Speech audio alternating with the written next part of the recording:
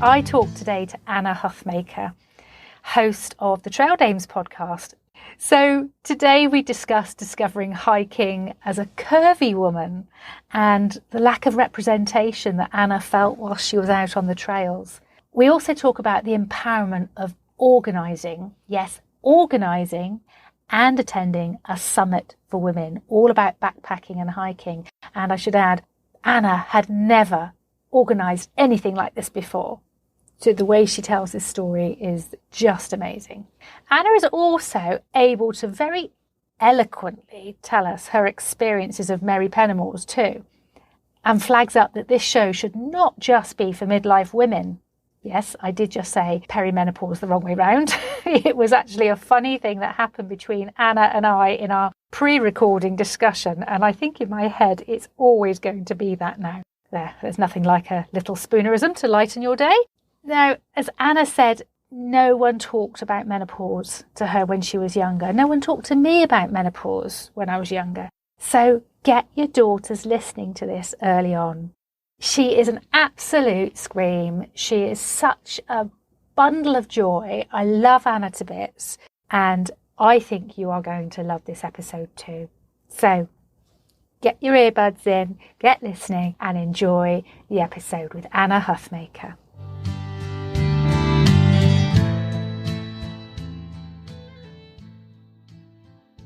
Okay, and welcome back to yet another episode of the HeadRightOut podcast. Yes, this is just so exciting. We're still going. And today I am just thrilled to bits because I have a wonderful lady who I've had 3 conversations with, I think now. I forget. But anyway, we just feel like we are connected and we were perhaps separated at birth. Absolutely.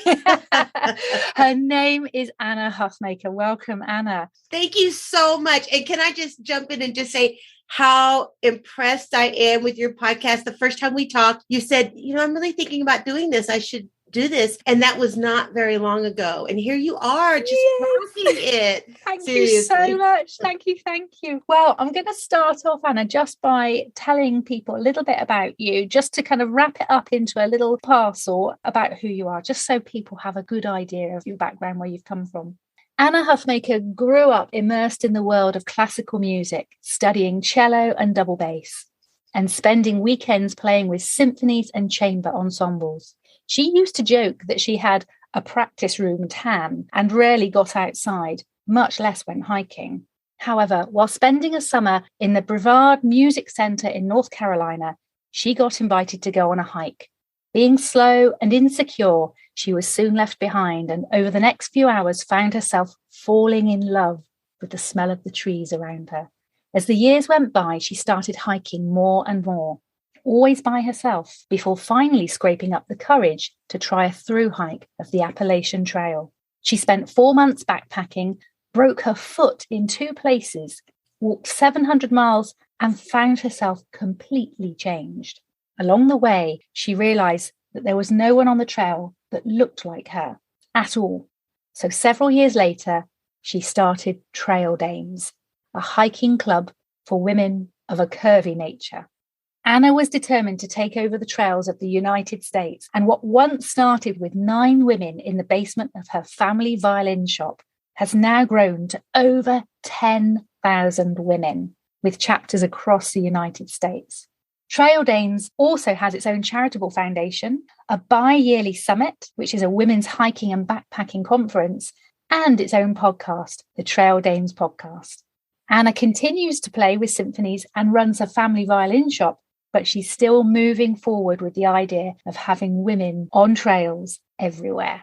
I love that. Oh my gosh. I have to tell you, does everyone feel this way? Like when you hear your story repeated back to you, you go, oh, wow, that's like, because you forget as you're on the journey, And you do. I've just been chatting with another guest, and we had a very similar conversation in that it's not just the listening back to your story, but it's actually that deep thinking that you have to suddenly do when you're in this podcast conversation situation where you're remembering things that you'd forgotten about that happened 10 or 15 years ago. And you're thinking, wow, yes, I did that. I did do that. And it's really uplifting, isn't it, to get back into that? Completely. Completely. And it reminds us that even the smallest of things can change your life. Honestly, it sounds kind of cliche, but it's true. And it reminds you that something that is very maybe small to you can speak to another woman, and inspire them. And so, yeah, that was kind of great. Thank you. Yes. No, well, you are so creative as well. I mean, I loved reading through that. I've got to say, I should add here, this was really funny. When I read through it the first time, I didn't have my glasses on and I think I was tired. It was last night and I didn't quite read it properly. And I read it as Anna was determined to take over the United States. and soon the world. Yeah, I can't do one of those laughs. But it is funny because I always say we're going to take over the trails, one day at a time, one woman at a time. And to this day, when I look out and see not just trail dames, but women's hiking and outdoor things has exploded. And I look out and go, we're taking over the world. Yes. So. And how long ago did Trail Dames begin? Because I feel very much like you are kind of one of the forerunners in this. I feel like it too. So we are 14 and a half years old or so. And when we started, I did a lot of research and I said that we were the first national women's hiking organization. And because I could not find anything else, we're not counting the Girl Scouts. They're huge and giant and lovely. And it was very interesting because someone told me once, and I'm going to tell you this too, with HeadRightOut, they said, you will not be the first for long because people will copy you and come along and they'll do their own thing. And they told me, they said, Anna, when that happens, it's a great compliment because it means you had a great idea. Mm-hmm. And I've always seen it that way when other people say, Trail Dames is great, but it's not our thing. We're going to start our own thing. I'm always like, yes, because we can't have too many of them. So, because HeadRightOut, you're the first one that, to my knowledge, is doing what you're doing. But yeah, it's a great idea. So there'll be others. That's it. And actually, the more voices, the more women's voices that we have, the more curvy women's voices you have, the more midlife women voices we have, actually, the stronger our message. And so therefore, actually, it shouldn't be a competition. It's just about all singing and speaking and walking and adventuring together. I think, yes, important. Yes. As you said, I grew up, I spent my whole life as a classical musician, which is lovely, but I get plenty of competition in that area of my life. Yeah. Mm. Yeah. Oh, no, I'm all about holding hands and singing Kumbaya. That is my thing. Around a campfire. Absolutely. Absolutely. So with Trail Dames then, that's all about taking women out onto the trail that perhaps are not confident about approaching a trail themselves on their own. Is that where? It's so interesting because when I started Trail Dames, I was very single-minded. And when I say I didn't see women that looked like me, I really was focused on weight and size. And, I went on the Appalachian Trail and I'm 5'2". At that point, I weighed 262 pounds. I have no clue what that is in, oh, I know. I can't. Whatever that is. I was like a little watermelon in a tube sock, hiking up the Appalachian Trail. And so my thing at that point was, I want to give women who carried the same kind of fears and insecurities that I did in regarding their weight. That was really what I was focused on. But I had to tell you, even from the first meeting, all kind of women showed up, all shapes, all sizes. And pretty early on, I would have these thin, fit women, and they'd look at me and they'd be like, do you think I'm not curvy? And I'm like, okay, I got it. You're curvy. It's okay. And what I very, very quickly learned is that, yes, we do provide a space for women that have never been outdoors before, that are insecure or nervous or not sure what to do. But really, it's about connection, and this with HeadRightOut, we are providing connection. And it took me a little while to figure that out and go, oh, wow, this is what's happening. So I refuse to let go of the tagline. Trail Dames, a hiking club for women of a curvy nature, because I still want those women to feel like they have found their tribe. But all the other women are, they are, of course, they're here, they're welcome, we're everywhere. Yeah. So if ever I come to Atlanta, Georgia, I can come along. You are hiking with us. Absolutely. Yes. That would be so much fun. Oh, wouldn't it just? So the Trail Dames, it had, I think I read in the bio, you have a couple of different aspects to it. So you've got the podcast, you have the charitable foundation, and then you have a summit that happens every other year. Yes. Yeah. Except for COVID, we all say except COVID because it screwed up everything. That doesn't count. That year didn't exist, did it? No. So I had checked it out. I went onto the website. Oh, good God, I've been doing my research. I call it stalking. I always tell you, when I stalked you, I mean researched you. Yes. So the Trail Dame Summit, tagline was a woman's exploration of self and the outdoors. And I connected with that so much because that's what HeadRightOut is. It's all about heading out of your comfort zone in the outdoor space. And heading out of your comfort zone means that you are exploring yourself and then observing how you deal with that, but it's particularly in the outdoor space. So tell me about the summit, because for me, this is definitely a comfort zone thing, I feel, but I don't know, maybe it wasn't for you, but it wasn't something that you'd ever done before. So I do have to tell you this so quickly, because when women talk about wanting to do things, my thing is always just go do it. Just jump right in. Just do it. And I had to tell you, I was taking a class in marketing and advertising, and it was for our family business. And they were saying, oh, you need to do something big. And of course, everything for me was like, okay, family business, violin shop, marketing, but Trail Dames. That was what I did with everything. I was learning for both. And at the end of the class, they went around the little circle. There's like 13 of us. And they said, okay, what big thing are you going to do? And when they got to me, I went, I'm going to do the nation's first women's hiking and backpacking conference, because I had Googled it and one didn't exist. And the teacher didn't even hesitate. And he went, great, when are you going to do that? And I went, July. And he says, okay. And he moved on to the next person. There was no questioning, no planning or anything. This was February. And so I went home, and this is how I do everything. So I have stated that I'm going to do this. This is now happening for sure, without a doubt. And I Googled, how do you put on a conference? And thank God for Google. Oh my gosh, seriously. Every single website said start a year to a year and a half out. And I was like, maybe this is bigger than I thought it was. And the story of how we got through the next 4 months involves me almost having a nervous breakdown and my friends circling around me and saying, we think you need a committee. And my friends came together, and my wonderful friend Pam joined with me as a co-chair. And it happened, and it was amazing. And it was, there's this picture of me, I have to tell you. We met at this little college, and they had no air conditioning. It was Virginia in the summer, and we were all hot and we were sweaty. And I think like 62 women came to that first one. And I was so happy. And there's this picture, and you look out over the room and someone is speaking, and I'm leaning against the door, and in my face, and maybe it's because I was there, I can tell you there's simultaneously like the greatest exhaustion, but coupled with, I was so moved, because in the heat, we were sweating, and it didn't matter. These women were so engaged in what the speaker was sharing. They had, within 2.5 days, everyone had become the best of friends. You know how that is when you go to something like that. And it was extraordinary, and I remember a friend of mine looking at me going, oh, Anna. And that just meaning like, and we both just kind of started crying. We were like, look at such beautiful things can happen if you just jump in and go for it. You might be really tired. But it just brought about such camaraderie and such companionship, and again, connection. That's like the word of the day, I think. Yeah.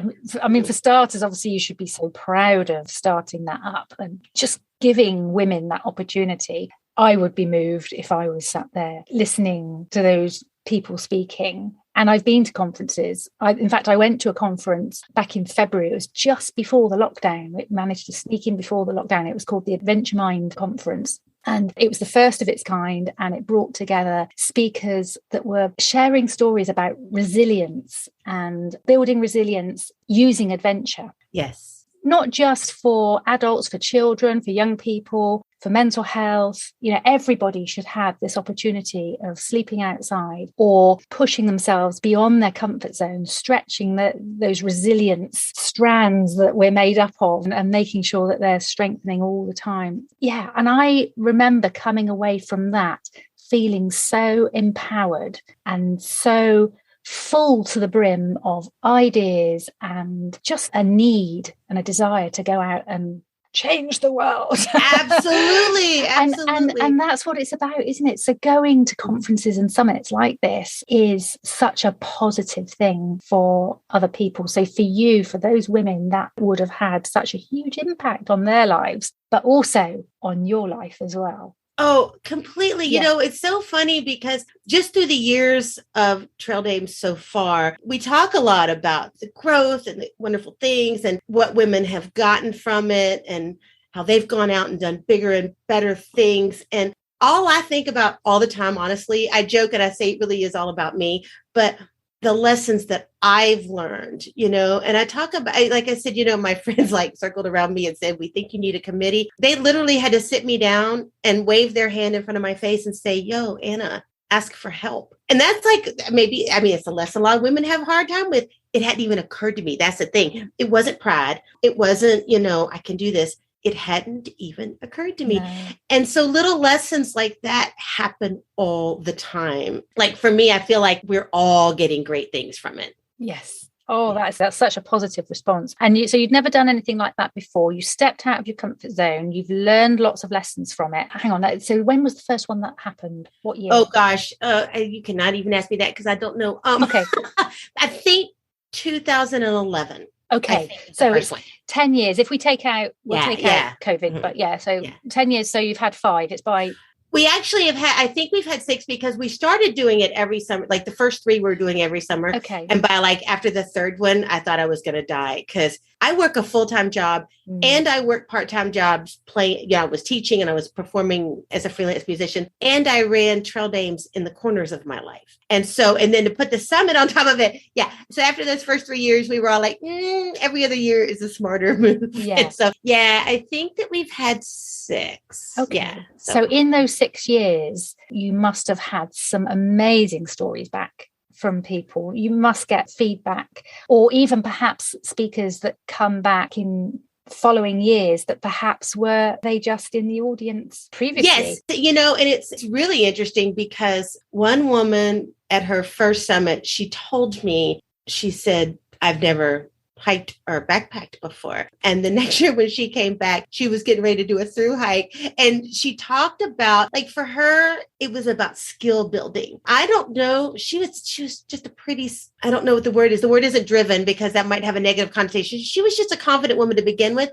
But she talked about getting the skills she needed and to be able to move forward. And she got them. It started right there at the summit. Things like that happen a lot. But it's the small things that I really love. It's the women that show up. We have a lot of women that come and these are my favorite kind of women. You ever heard the term armchair hikers? Yes. So it used to be armchair hiker was a little bit of wasn't an insult, but it wasn't necessarily a good thing. You know, a bunch of hikers would be sitting around going, oh, so-and-so's an armchair hiker. But I have always seen that as something completely different. I've seen armchair hikers as dreamers because they are sitting there learning about the trails and the outdoors and mountains because they have a dream inside of them. And I cannot tell you how many of those women have come to Trail Dames or the summit and then gone out and hiked and gone out and experienced their first mountain. You know, that's a win. That's what I want right there. It's powerful. It's powerful. I do not care I don't need you to go hike 3,000 miles or 6,000 miles. Those women are extraordinary. But if you say, you know what, I just went and did this 3-mile loop and I went by myself for the first time ever, I get goosebumps. For me, that's the exciting stuff. No, that is. It's women empowering women, which is, it's just needed. They need to see that there are other people like them out there doing that stuff. And it's important. So you did the AT.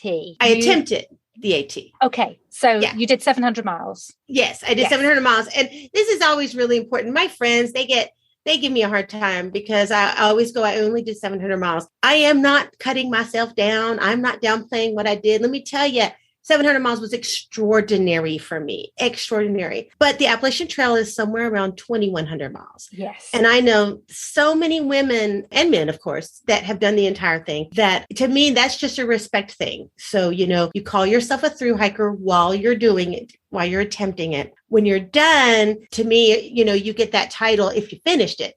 So I say I only did 700 miles, but yeah, it was great. It's awesome. 700 miles. When you put it into a different context, just over 800 miles, 870, 880 miles is walking Land's End to John O'Groats.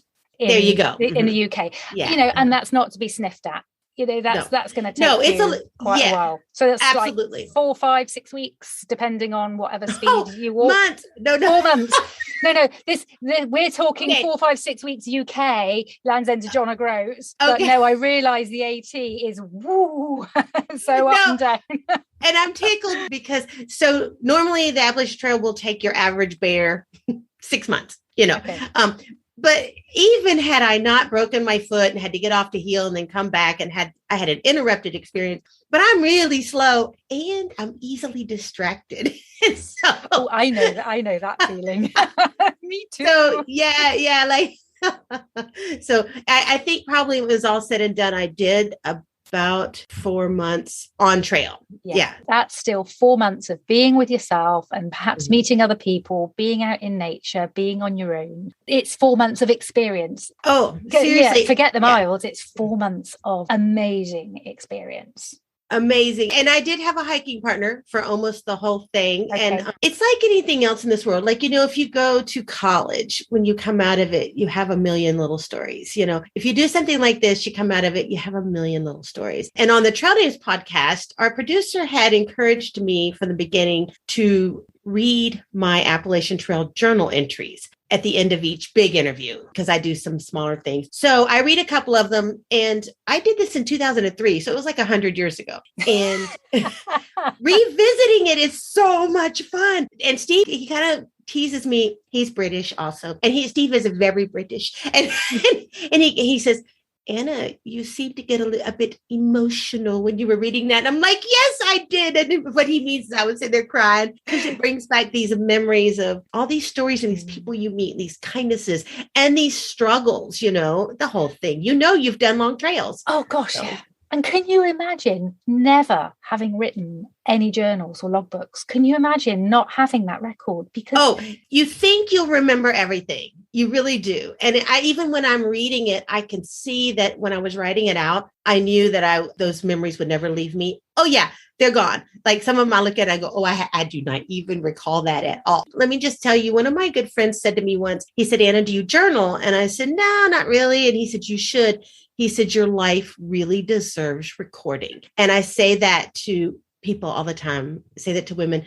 You may not think it's much. Your life deserves recording, So I'm just so glad I kept a journal. I feel that, absolutely feel that here, because it's so important. And you don't, even 10 years ago, I was 40 and I did not think I would forget those important moments in my life. But now, 10 years on, they are definitely slipping.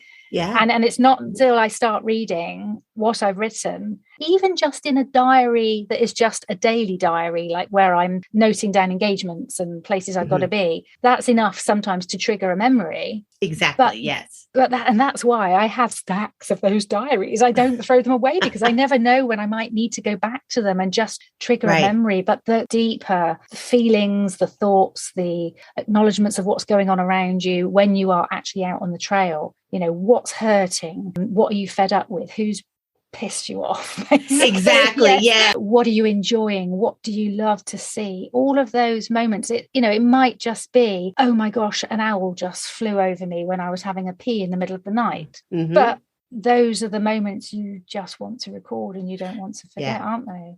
They really are. And, for me, I write a lot about what I smell and what I feel. And, and I actually have a journal entry and it's called, I now know what the inside of a cloud tastes like. And it's because I don't want to forget those things, and for me, and I don't do a daily journal like I probably should, but like you're saying, but every quote unquote adventure I've taken, travels around the world, doing different things, I journal those and it takes a lot of time. You'd be amazed how much time it takes at night to lay in your sleeping bag or wherever you are and write out that whole day. but I know that I want to remember. I want to remember what it felt like to touch an elephant in Thailand or to watch kids playing in Africa. If I forget those things, I'm going to be really upset. So, yeah. And you say it takes time, but it takes energy as well, doesn't it? And when you've been out on the trail, when you've been walking for miles and miles and miles that day, and then you've put your tent up, you just want to clamber into your tent, grab something to eat and go to sleep. Yeah. I have actually been there in my sleeping bag with pen poised at my logbook, and I've fallen asleep, and you can see the biro trail across the book, across the page, where I've just gone, okay, right, now I've got to wake up. Quick, let's get this done. and I've gone into bullet point form because I can't do it long form. It's just like, I'm just too tired to do long form, so I've just got a bullet. Yeah, and I learned early on that I couldn't put it off too much. No. If you put off 2 or 3 days, then you could need seriously 3 hours to sit there and really flesh it all out. So, yeah. Yeah, no, easily. Anna, what did the AT give to you? The number one thing it did, and I have to tell you, it was a process.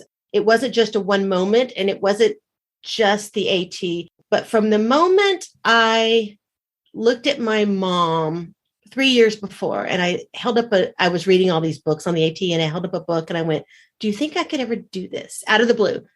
From that moment and her saying yes to then a year and a half later doing a 3-day charity walk for breast cancer, which was 60 miles in 3 days. I would do these things, and then I finally hit the trail. There was all these series of events that actually made me believe I could do things. Because, probably so many of your listeners, I'm sure you have done this. I used to read all these books and their compilation essays of women adventures of the outdoors. I used to love all those things. I have 8 of them. And I will never forget one day sitting down and I was reading it, and I just inexplicably out of the blue got really mad. And I was like, I won't say the word that I said because it's not a PG word, but I was like, I'm tired of reading about these women. I think I want to be one of these women. And I threw that book across the room. I still have that book. And I stopped reading those things. And I'm like, look, either you can or you can't, but it's time to at least try something. And so these things, especially the AT, showed me that, you could get out and do stuff. And for me, like I said earlier, there are women out there that hike thousands and thousands and thousands of miles. You, Zoe, have hiked more miles than I have for sure. For me, it didn't have to be a number. It had to be an attempt and a trying. And every time I attempted something or tried something, I felt more alive and full of potential. And when I leave this world, I want to have really experienced it. You know what I mean? I just want to, I want to go on to I want to go on to my next life or whatever and be like, oh, I did a pretty good job at trying that one, Yes. It's not about succeeding, is it? It's not at all. No. Now, my definitions of success are really different than a lot of other people's. My definition of success is often just putting a boot to trail and trying it, and if I come back and I go, I only did 700 miles, but let me tell you, for Anna, that totally kicks butt. Then, it's fine. Mm-hmm. You've just, memory trigger there. It kicks butt. What's your trail name? Oh, my trail name is Mud Butt. And why is your trail name Mud Butt, Anna? Well, I have to tell you, it's so interesting because when I write my bio, I've never written my bio, the one that I wrote for you, for this. And my trail name happened on that hike in North Carolina, that very first hike I ever took. And it's funny because it was the most beautiful day and it was the driest of days. There was no rain, no nothing. And my friend, one of my dearest, wonderfulest friends, John, was with me and he had left me. And toward the end, there was a little rough spot and there was one mud puddle. And he came back to me to help me because he knew I would have a little struggle.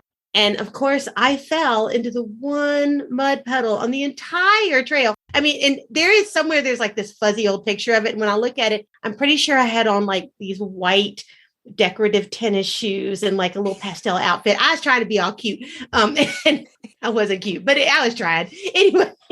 And he helped me. And of course, I'm all muddy and it was the joke. But later that night, we were all sitting around indulging in a little alcoholic beverage like college age musicians will do. Yes. And there was some tequila involved. And at one point, John was giving me a hard time and somehow it slipped out. And he said, hey, and he actually called me Bud Mutt. Because, like I said, there was a little alcohol involved. And I'm like, spoonerism going on there. Yes. I'm like, Bud Mutt? What's a Bud Mutt? And when I realized it was Mud Butt, I laughed and laughed. And it kind of became just a little joke. I was not a hiker. I never even heard of the Appalachian Trail, like none of those things. And as the years went by, first I used it as a crutch for embarrassment. Like if I'm going to fall a lot, which I used to fall all the time before I discovered hiking poles. Woohoo, hiking poles. Yes. Yeah, I would fall all the time and I would be like, well, there I am. No surprise there. But it just became, it's a sense of humor. It says where I've come from. Like it makes me smile. It came from a good friend. It's like my perfect trail name for sure. Oh, I love it. I just love it. And and it's acknowledging that, hey, you might fall over a few times, but you always get up again and always get back on the trail and pick yourself up, dust yourself down, wash those white trainers. Yeah, when I look at it, I'm like, oh, you've come a long way, baby. When I saw that picture. But I'm sure you did look cute. Well, I was having fun. So were you ever faced then with any prejudgments from anybody else when you were out on the trail because of your curvy nature? Did anybody give you a hard time or give you any prejudgments about whether they thought you were up to the job? It's very interesting. So to my knowledge, no. I judged myself very harshly. And I assumed that people were saying things and judging me and making assumptions and all this kind of stuff. But no one ever said a single thing to me. But I can tell you that early on in the trail, we were hiking and I met some young men that were fantastic. And I met this young man named Sidewinder. And Sidewinder was the quintessential AT hiker. He was like 22 years old, skinny, fit, fast, really personable. Like I met like 2,000 people like this, and mostly men on the trail. But I just really liked him. He was a really nice guy. And I ran into him later. I had to get off the trail because I was injured. And I'm sorry, no one breaks their foot in two places and then comes back. Everyone says when they're injured, I'm going to come back. But most people, they decide to come back another year. So I did assume that a lot of people would not think I was coming back. But I did. And in Virginia, down the road, I was hiking by myself for a week. My hiking partner had gone on ahead. And I was down in this grove and I hiked down to this shelter. And I remember it was very dark because we were really down kind of deep between two mountains. And I looked up and there was a guy sitting on the edge of the shelter and it was Sidewinder. And I'm like, oh, Sidewinder, it was so great to see him. He was like, but.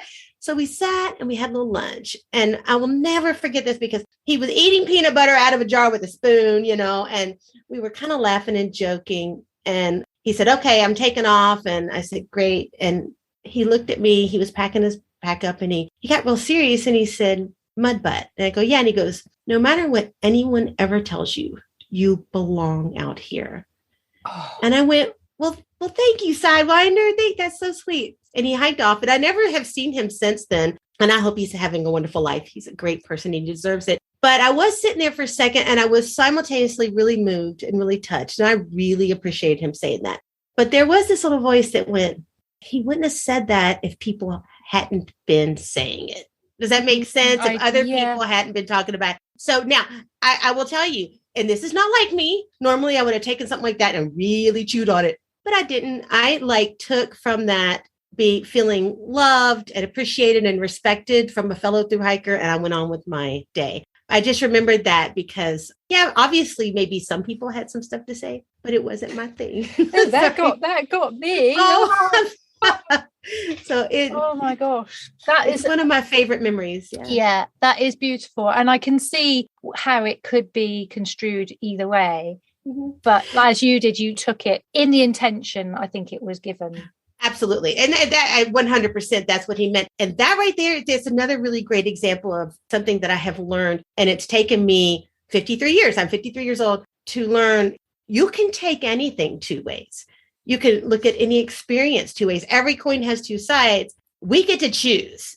If I am in a normal state of mind, I choose to feel good about something. I choose to feel honored and appreciated. I spent enough of my life worrying about feeling overweight and slow and not good enough. And I choose to not feel that way these days if I can at all help it. So. Yeah, no, that's grand. I like that. I know we've touched on a little bit. It might have been in our little chit chat before we started recording. I can't remember now. That's kind of my perimenopause. I do the brain. same thing. Yes.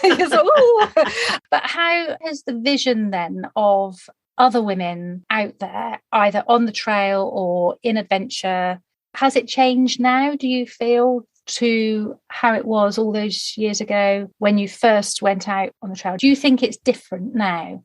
For me or for the world in general? Like, both. It did. Yeah, actually, okay, it is different, so again, it kind of makes me a little bit feel like the old lady on the trail. Like when I first started my own hiking and when I first started Trail Dames, groups of women coming together, we would have these Yahoo groups online, like sounds so old fashioned now, but we were small. There weren't a lot of us. And it certainly was mostly people who really already did hike. There wasn't a lot of reaching out and pulling out other people and saying, come on with us.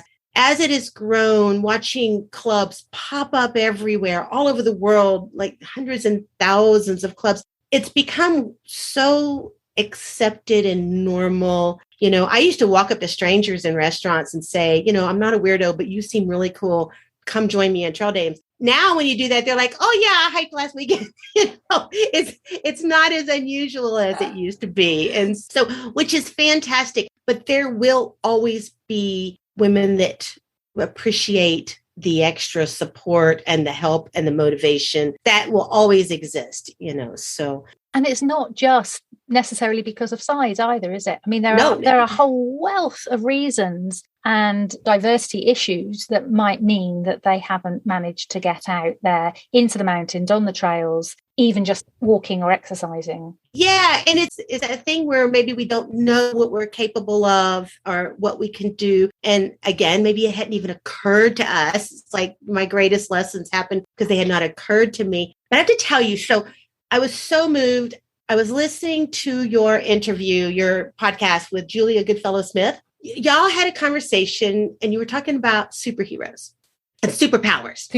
And yes. And I think about this all the time with Trail Dames. And I think about people who have no clue that they have superpowers. So I have to tell you, a couple years ago, I went to Thailand and I was volunteering on an elephant rescue thing. And it was me and one other man my age, and then a whole bunch of 22-year-olds. And most of them were from the UK somewhere. And it was so fascinating. That first day, we sat down and our little leader, he said, okay, everybody go around in a circle. He said, I want you to say your name, where you're from, and your superpower. That was what he said. And as they went around, every one of those young people. Now, these are young people who were trekking across Southeast Asia, staying in hostels, doing volunteer work, basically being unbelievable, every last one of them. And every one of them went, my name is so-and-so, and I don't really have a superpower. Every one of them. And by the time they got to me, I was tied into knots. And I told them, I went, you people are killing me. And they just looked at me like I had lost my mind. And I told them, I said, how can you each not think you have superpowers? I said, I'm sitting right here and I'm immersed in your superpowers because look at who you are and what you're doing. You could be sitting on a beach sipping Mai Tais and you're shoveling elephant poop. Like, these are amazing kids. And I just went home. I said, but you're very lucky. Today's your day. I said, because my superpower is recognizing other people's superpowers and helping them find them. And which was so great. And do you know, I told him, I said, by the end of this week, every one of you going to know your superpower. And it did happen that way. But the best part of the whole story, when I finished doing that, because I was really, tied up in knots, I was like, how can these people not see? And this young man looked at me and he went, you don't understand. We're British. He said it just like that. And I was like, okay, I understand. You don't have to be loud and obnoxious like an American, but it is a cultural thing. It is a cultural thing. But thank goodness their superpower fairy godmother turned up. Thank you very much. Yes. But the reason, and I'm circling back around, because this is what I think, I hope that in Trail Dames, not everybody that comes to Trail Dames needs to be told what their superpower is. We have a lot of extraordinary women and they're like, here I am to save the day, but I think these women's organizations all over the world that are helping women. That is exactly what all of us are doing. We're helping other women. We're not helping them even get a superpower because we all have them and we all have more than one, but just holding up a mirror and going, by the way, look at this mirror. There you are. That's your superpower. So that's what I think is more and more and more happening these days and in women's outdoor stuff everywhere. Oh, and you for sure, you big time are just holding up a mirror to your women and saying, look at what you can do. You should be giving out capes. Cake? Superhero capes. Oh, capes. Cape. So, yes, sorry. Superhero capes. I'm focused on cake there. Capes and Y-fronts. There you go. Oh my gosh. So you're 53, Anna. I am. I didn't know you were 53 until we had a little conversation just before we started the recording. As far as I'm concerned, you're ageless. You have no age. God bless you. You're welcome. But with that age comes a range of symptoms sometimes, or little things that just kind of latch onto you and just go tap, tap, tap. I'm here. Don't forget I'm here. Is it getting hot in here? It might be getting a little hot and I might be getting a little bit moody. No, I don't want to go for another walk with you. I want to go on my own. So we're obviously talking a little bit about the Penomause. Yes, Penomause. Merry Penomause. The Merry Penomause. So I'm sorry, but it will always be that in my head now. I know, seriously, now we're stuck on it. So yes, perimenopause. So talk to me a little, if you would, about your experience so far of this and how you feel you are coping with it. Are you still managing to get out and do the things that you'd love to do? Your Anna experience of okay, so it's such an interesting question because first of all, I know that so much of your audience are women that are about our age, but I want to encourage all of your listeners to have your daughters listen to this too, because I spent my whole life growing up thinking menopause meant old. And, that was what your grandmas did. And for that matter of fact, being a grandma meant old. But when I got here, I looked around, I was like, holy crap, I'm not old. I know women that are traversing the globe, sailing around the world, climbing mountains, starting HeadRightOut organizations. This idea that menopause or the time leading up to it meant that you were really older, it completely is not true. And so I want young women to know that. I want them to know that because I kind of always thought that maybe that was like, from there on out, we're just going to do a nice slide into retirement. Well, that's nowhere close. It just doesn't work like that. I just want to say that no matter how much people try to describe to you what a hot flash feels like, it is not like the real thing. Like you think you know, you think you understand. And people have said to me, well, it feels like from the inside, you're baking from the inside out. And I never really got that until I got it. And you're lucky because I go through phases. So I'll go through like 6 months of hot flashes and I want to kill the world. And then I go through some when I'm not having them. I don't have them now. And you're very lucky because I'm looking around my desk as we talk. Because normally I have all these little vials of peppermint oil because someone had told me when a hot flash is coming to put peppermint oil on your neck. And it really does help. It helps a lot. Oh gosh, yes. It doesn't make the hot flash go away, but all of a sudden it's very cooling, so it's a lovely thing. But I don't need it right now, which is good. Here's the thing. So I think for a lot of us, I know for me, it kind of snuck in there. So what is the difference between just being moody and it being a hormonal moody and it being a perimenopausal, if you're only going by your periods, that gets a little weird, but okay, so fine. So my periods started getting weird, do you have one every 2 months, whatever? And you're like, okay, maybe this is the time. But then we have COVID. And the thing about COVID is I can't speak for everybody else, but I'm pretty sure I'm speaking for everybody else. For our mental health, it has been really difficult. It has everyone I know, our force field that helps us get through the day, our inner strength has gotten very thin and very fragile. And the smallest things just make us lose it because we just don't have a lot of bandwidth emotionally. So now we're interesting because my desire to rip your head off, is that perimenopausal, or is it because COVID has just left me without many resources? I can't really tell you which is which. I can tell you it's a challenge to face it all, but I can tell you I am not proud. I'll take anything you give me. I will take therapy. I will take medicine. I will chant naked around a fire. If it will make me happy and fulfilled and able to move forward with my life goals without wanting to kill somebody, I'll do it all. So yeah.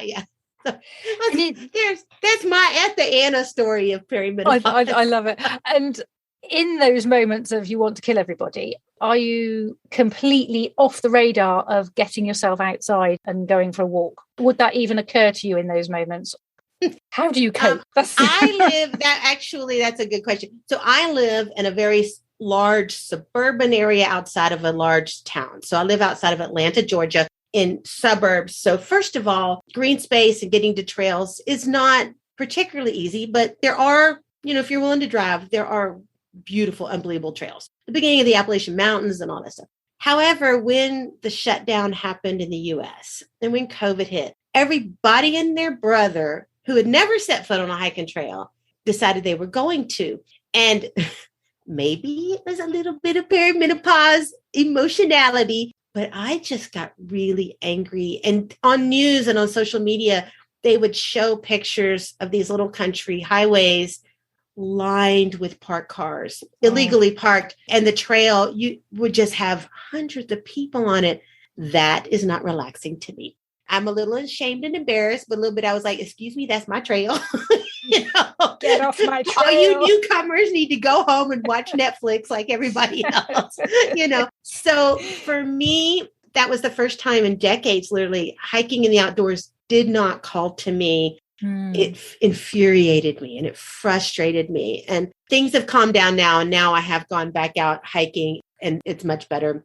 But yeah, that was a very strange thing to go through, where the one thing that I normally, it could be my, people talk about your safe space. Oh my gosh, the mountains of North Georgia and of North Carolina, that green tunnel, all those trees, that is my safe space. It makes my spirit at peace. Normally until COVID, but now we're back. So yeah, it was a strange time. And would you feel that when you're hiking on your own as opposed to walking with somebody else? Would the criteria be that you need to go and do it solo?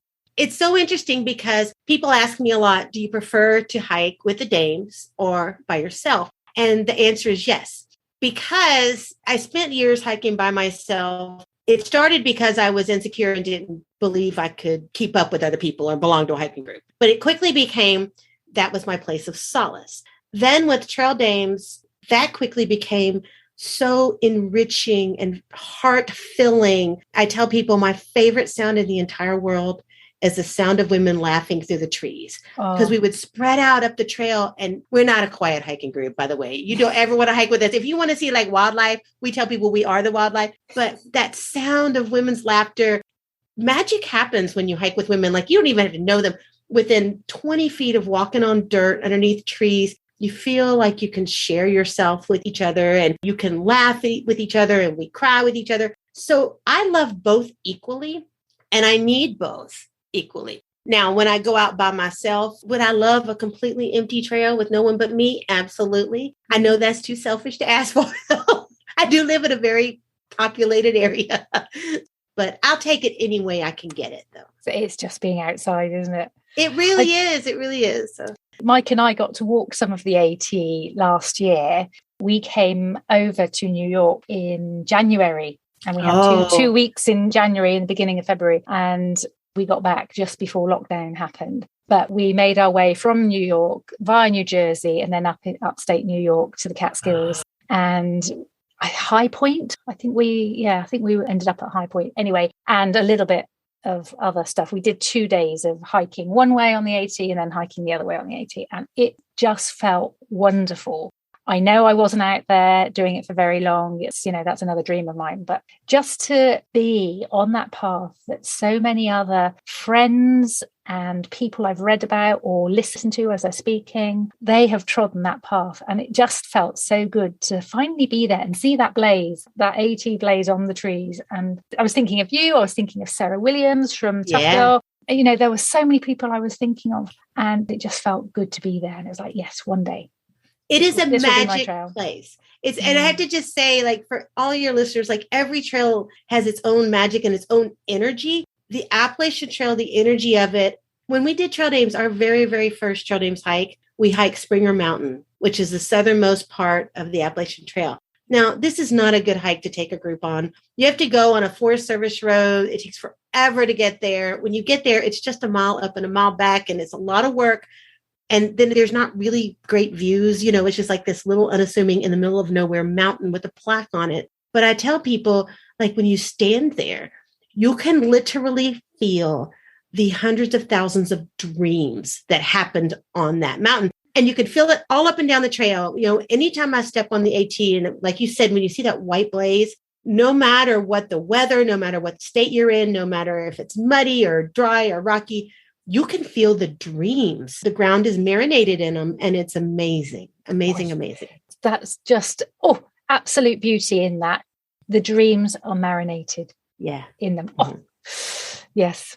So, Anna, we are coming to the end of our conversation, and I just do know you and I could do this for hours and hours and hours. We could, and we have done, because I've been on Trail Dames podcast twice with you, and then had other little chit chats as well. But yes, we do like to talk, and it's wonderful. And I just feel like we are connected by more than just the interest in walking. Like, there's so much that we've got in common there. But I'm really interested to know about your HeadRightOut moment. So this is a question that I ask all of the women that come on to the HeadRightOut podcast. Do you have an experience, a moment where you think, geez, I actually stepped out of my comfort zone there in the outdoors. It was something I didn't think I was ever capable of doing. And you might have talked about it already. And if you have, that's fine. But is there something that you could pinpoint where you go, that really was my HeadRightOut moment. I stretched my comfort zone boundaries beyond belief and benefited from it. It's very interesting, because I've had a lot, because I grew up not thinking I could do very much. Stretching myself was not hard. Let me just say that. I did not grow up thinking I could seize the day. And I had to tell you, when I was doing my AT through hike attempt, we were in Maine. And for those of you that aren't familiar with the AT, it's called the 100-mile wilderness, and it's 100 miles. And for the most part, no road access. You have to really be ready. And it's very rugged. For me, very, very difficult, very rugged. And we were probably about 35 or 40 miles into it. And I just looked down, and of course, I'm slower than I need to be, because you got to be able to get through on the food that you're carrying. And I look at my hiking partner, her name is Bumpkin, and I said, Bumpkin, this isn't going to happen for me. I just can't move fast enough. This is really rugged hiking. So we made a quick decision, and she left me, and we agreed on this. It was a good thing. She hiked off because she was a marathon runner. She could do anything. And it started raining, and that was in the morning when she hiked off. And it rained for 24 hours. And I laid in my tent, and I alternatively cried and attacked myself and was depressed, and then cried some more for 24 hours. And I realized that my will and my heart weren't enough. Like, your body is your limitation. But no matter what you think, I always thought I could do anything. Yes, I'm short and round and I can do anything. No, your body is a limitation. And I had this moment that I had physically stretched myself, overextended myself, gone further than I certainly had ever gone before, but maybe at this point gone further than was smart or safe. Because at this point, like, I'm literally in the middle of nowhere, and I'm praying that one of the logging roads that we crossed, that if I just started walking, I might at some point find my way out. This is what I'm praying. Not a smart plan. I don't suggest that. But do you know, the next morning I got up and I packed all my gear, and everything's soaking wet and muddy. And oh my God, I had this awful climb down this cliff. Like, it looked like a cliff, and it was these giant boulders. And I was like, oh, my leg muscles just don't have this. And this voice came to me, and I'm not exaggerating and I'm not trying to be silly. And this voice went, you know what? This isn't your end. This is your beginning. This is just the beginning. And it just kept saying that. And I remember I stopped on the trail and you could hear all the rain dripping off the trees, and I was like, this is my beginning. I didn't fail. I didn't make a mess of things. I still have to get myself out of the 100-mile wilderness, but that's okay. And I'm sitting here today, so we know that I did. But that voice was not my voice. And I will forever be grateful for it, because if people say, like, what is the moment Trail Dames was born? I didn't have the name then, but that was the moment that I knew stuff was coming and I was going to do things. And so that was my HeadRightOut moment. That is a profound HeadRightOut moment. And and she's off again. I don't mean to make you cry. I'm sorry. No, it's partly the story, what it means. I know how much that means, but also the way you deliver it as well. And it just, that is such a special story. And I've not heard that before. I've obviously heard your podcast and listened to a lot of what you've said and read things by you, but no, I've not heard that story before. So very, very special HeadRightOut moment. Thank you, Anna. Thank you. Wow. So apart from making me cry, no, that's me. You have been just pure bubbles today, and pure positivity and pure fun. There's something about you, Anna, that you just light up the room. And I know I've got my little grotto here. Thank you. I was going to say, you have the disco lights going on.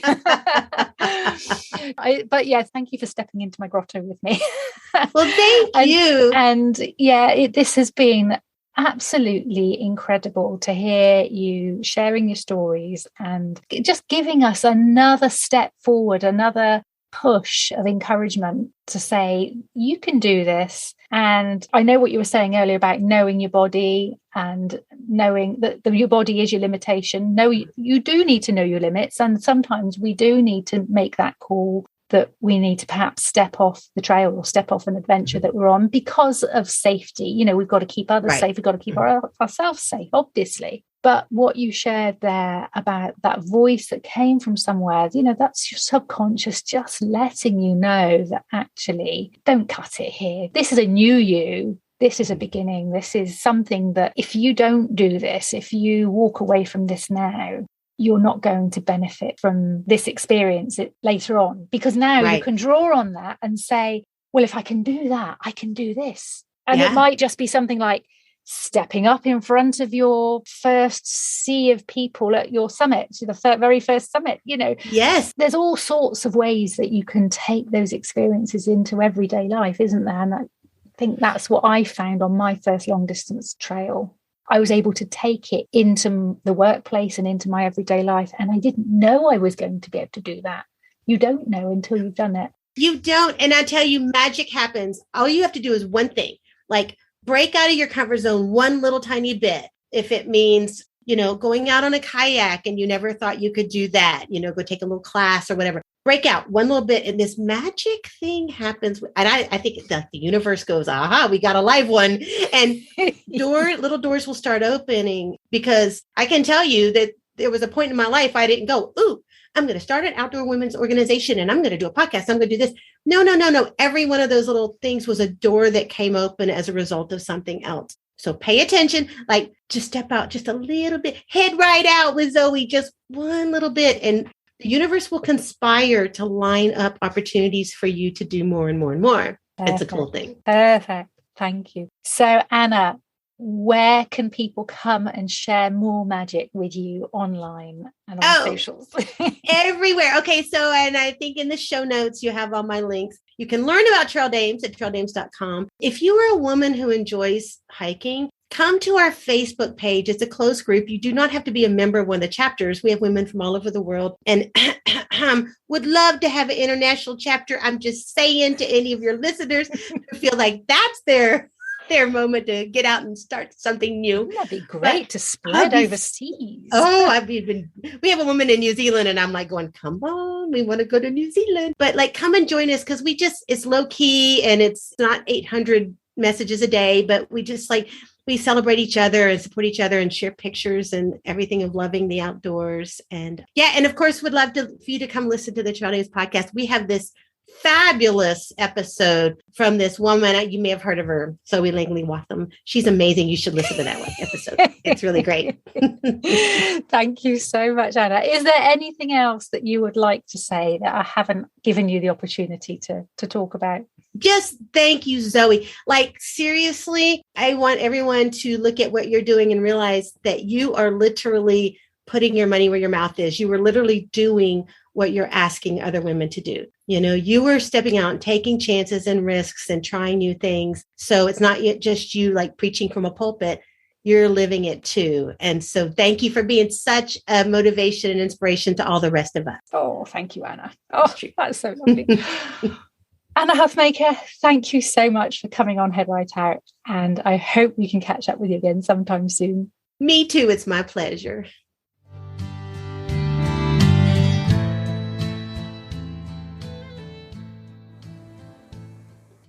Wow, how did that make you feel?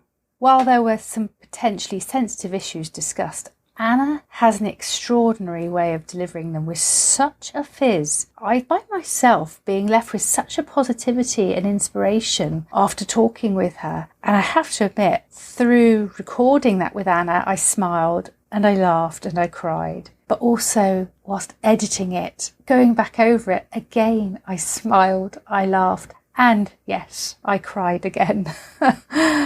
Anna just lives her message of the things we do speak to other women. And I think that's something that I'm going to carry with me. The things we do speak to other women. We have so much to offer and so much to give and so much to demonstrate. And we are what we live. Anyway, do go and listen to the Trail Dames podcast, of which Anna is the host. It's so refreshing and so inspiring. And all of the links will be in the show notes.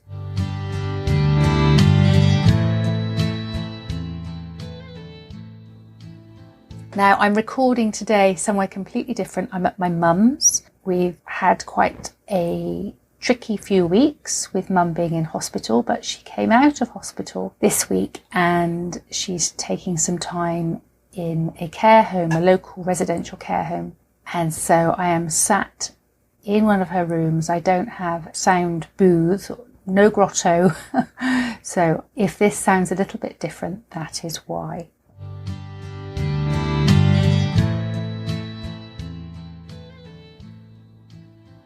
Our HeadRightOut moment this week has been sent in by Frankie Dewar and Frit Tam. So it's a joint HeadRightOut moment. But what an amazing moment it is. I'm going to read you what Frankie has sent me. I'm sharing this HeadRightOut moment for myself and my partner Frit, who set themselves the challenge of rollerblading and cycling around England to share stories from the LGBTQIA+ community. This project was so daunting for Frit as they couldn't rollerblade at all at the start of the year and had never done a trip of this size before. It was also daunting for me, as I was the support crew and there to film the entire time. It sounds like I got the easy job, but filming is so unbelievably hard, and I didn't really have that much experience to draw on. But for me, the bravest part was Frit publicly coming out as transgender just before the start of the trip and taking on the challenge at a really early stage in their transgender story. It was an amazing thing to celebrate, but it was also hard at times. You would go to a new place and it would be hard to tell whether you were really safe there or not. People would ask, "Where are you going?" Or, "What are you up to?" And sometimes we felt safer just to say, "Cycling to Brighton," rather than to tell people about the full extent of the trip. And that's what the trip is all about, to share more stories and raise the voices of people within the LGBTQIA+ community, to show that we are here and we are welcome, so that people don't feel like they have to hide who they are.